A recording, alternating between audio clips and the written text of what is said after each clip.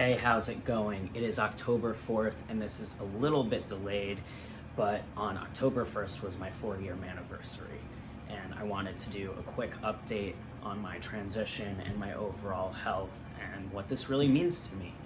I forgot, I didn't forget leading up to my Manniversary. I even made a post saying my Manniversary is around the corner, and I had a really rough day on the first, just a really rough day, and I just totally lost track of it. And I'm kind of happy that I did, because in part it shows how far I've come, but also it doesn't taint the fact that that was my Manniversary, which is something that's super important to me. So October 1st of 2015, I decided that day that I was going to start transitioning. For me, that's when my transition started. It's important to remember that everyone's transition journey is different. Not everyone goes about their transition in a medical way. And so the concept of starting your transition, that is determined by the individual and when that happens. Some people feel it has to do with when they started hormones. Others, it's when they just decided. So for me, even though I'm someone that's going through medical transition, I really find it important to focus on the fact that that was the day that I decided I was going to move forward. And to me, that's really what feels like my transition. And I'm just shocked that it's been 4 years and I've managed to have 4 surgeries basically. I mean, mostly chest stuff, and then I had my hysterectomy. I really want to be able to do all of my phalloplasty stuff. Within that journey, I'm kind of halted right now. I'm struggling with insurance. Initially, we had a full-blown plan. I chose my surgeons for Dr. Garcia and Dr. Ray at Cedars-Sinai, and everything was looking great. I was looking for an electrolysis. I went and met an electrolysis, well, actually laser hair removal for my arm to remove the arm hair. And then I discovered that insurance was finicky, and ultimately the biggest issue was that I have this little tattoo here, this New York tattoo, and you can't do laser on a tattoo because it will blister. You can go back and watch other videos I've made on that in more detail.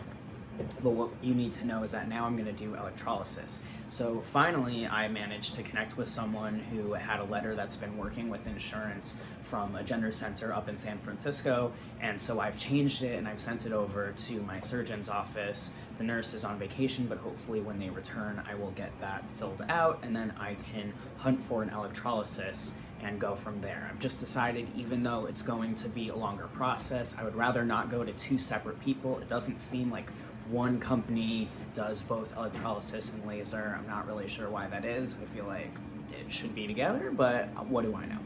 So I'm on hold because if I can't go forward with the insurance, then I can't afford to go forward, period. So I'm anxious and I'm stressed out. It's getting me down time to time. I feel like I'm on hold with intimacy and relationships and just my own personal joy. I'm experiencing gender dysphoria a lot, and the bottom dysphoria is really eating away at me. My first earliest memory, which you can again go back through videos and hear me talking about this more in detail, but was when I was 5. And even though at the time I didn't understand that I was having gender dysphoria, I was 5 and I was trying to pee standing up, and this is something that I know that I need, and this is something that's going to save my life. And although I'm fearful because people are having complications and things like that, there are plenty of people that are having successful surgeries, and ultimately I just have to focus on what my body is capable of. My health has not been great. This is day 12, I think, and I woke up hyper anxious, very dizzy. I don't really know what's going on. I initially thought maybe it's because I went off the propranolol. Then I thought, okay, it's not the propranolol because the propranolol actually causes dizziness. So going off of it, I was like, maybe it's just my body readjusting. And I'm trying all sorts of new things. My main thing that I'm trying right now, because I try to try new things one at a time so I actually know what works, are these raw Baltic amber beads. So if you want to know more about that, you can head to Instagram. I've been doing some posts, and I'll be posting more about it. Today is day 3. I definitely noticed on day 1 that it was helpful with both vestibular and my migraine, but overall what I've noticed is it's been really helpful for my fibromyalgia pain. I'm obviously someone, you can see, I really love healing beads and I believe in them, so it was very intuitive for me to go down that route. But I'm anxious because I have a lot of things going on professionally and I can't really focus on it as much when I have to focus even more so on self-care. And self-care is important for all of us, but in our society we've sort of deemed that self-care is kind of like this thing we put in the back of a corner, and when we have time for it, we do it. That's not really how it works, especially for me, someone with a multi-genetic disease. I don't get to just like not care about my self-care. It has to be a priority, otherwise I can't do anything else.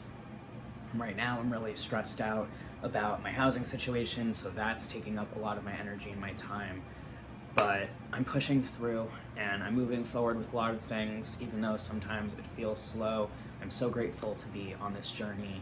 And if you have any questions about anything at all regarding my transition or my health, please comment below. If you like this video and you want to see more, please subscribe, and I will see you in the next one.